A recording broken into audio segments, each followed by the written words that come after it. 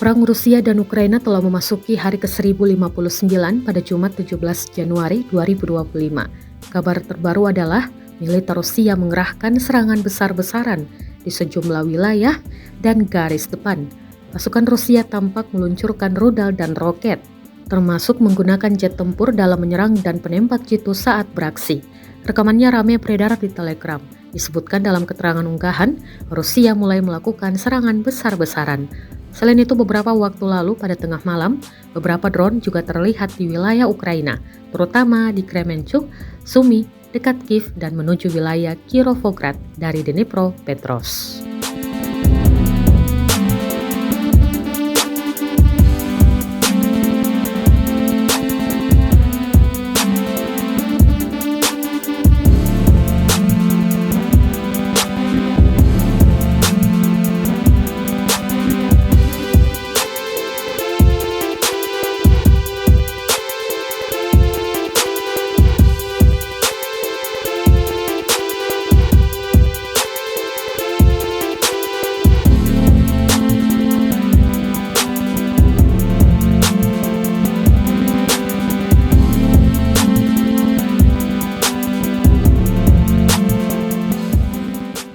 Download Tribun X sekarang, menghadirkan lokal menjadi Indonesia.